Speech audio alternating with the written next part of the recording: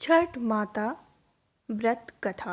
नमस्कार दोस्तों, यदि आप भी पुत्र रत्न की प्राप्ति के लिए बहुत दिन से तपस्या कर रही हैं तो यह छठ में जरूर यह पौराणिक कथा सुने और अगर हो सके तो आप यह छठ पूजा अवश्य ही करें। मान्यता है कि यदि यह छठ पूजा कोई भी स्त्री रखती हैं या करती हैं श्रद्धा भाव से तो उन पर छठ माता प्रसन्न होकर उन्हें पुत्र रत्न की प्राप्ति का वर प्रदान करती हैं। जैसा कि सभी लोग जानते हैं, यह पर्व बिहार, झारखंड, हमारे पूर्वी जो जगह है, स्थान है, वहाँ पे मनाए जाते हैं। आज की हमारी प्रस्तुति रहेगी छठ पूजा पौराणिक व्रत कथा। इसको सुनने मात्र से ही आपकी समस्त मनोकामना पूर्ण होगी और दीर्घ आयु पुत्र रत्न की प्राप्ति होगी।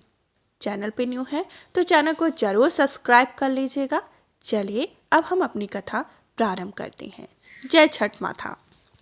पौराणिक मान्यता के अनुसार राजा प्रियव्रत और उनकी पत्नी मलनी संतान सुख से वंचित थे। इस बात से राजा रानी काफी दुखी रहती थी। एक दिन उन्होंने संतान प्राप्ति के लिए महर्षि कश्यप से पुत्रेष्टि यज्ञ करवाया। महर्षि ने यज्ञ संपन्न करने के बाद मालिनी को खीर दी। खीर का सेवन करने के बाद मलनी गर्भवती हो गई और 9 महीने के बाद उसे एक पुत्र की प्राप्ति हुई, लेकिन दुर्भाग्यवश उसका वह पुत्र मृत पैदा हुआ। यह देखकर राजा रानी बहुत दुखी हुए और निराशा की वजह से राजा ने आत्महत्या करने का मन बना लिया। परंतु जैसे ही राजा आत्महत्या करने लगे तो उनके सामने भगवान की मानस पुत्री देवसेना प्रकट हुई और उन्होंने कहा कि मैं षष्ठी देवी हूँ और मैं लोगों को पुत्र सुख प्रदान करती हूँ। जो व्यक्ति सच्चे मन से मेरी पूजा करता है उसकी मैं सभी मनोकामना पूर्ण करती हूँ। राजन, तुम मेरी विधि विधान से पूजा करोगे तो मैं तुम्हें पुत्र रत्न प्राप्ति का वरदान दूंगी। देवी के कहे अनुसार राजा प्रियव्रत ने कार्तिक शुक्ल की षष्ठी तिथि को देवी षष्ठी की पूजा की। इस पूजा के फलस्वरूप रानी मालिनी एक बार फिर से गर्भवती हुई और ठीक 9 महीने बाद उन्हें एक सुंदर पुत्र की प्राप्ति हुई।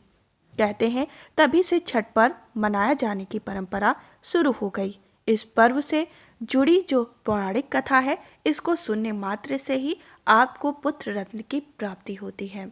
हम आशा करते हैं आज की कथा आपके लिए आपको पुत्र रत्न प्रदान करके जाए और आपकी समस्त मनोकामनाएं माता षष्ठी की वजह से संपूर्ण हो। चैनल पे न्यू है तो चैनल को जरूर सब्सक्राइब करें। यदि गर्भवती माता है तो उनको दीर्घ आयु संतान की प्राप्ति होती है इस कथा सुनने मात्र से। हम फिर मिलेंगे दूसरी प्रस्तुति के साथ। तब तक के लिए जय माता दी।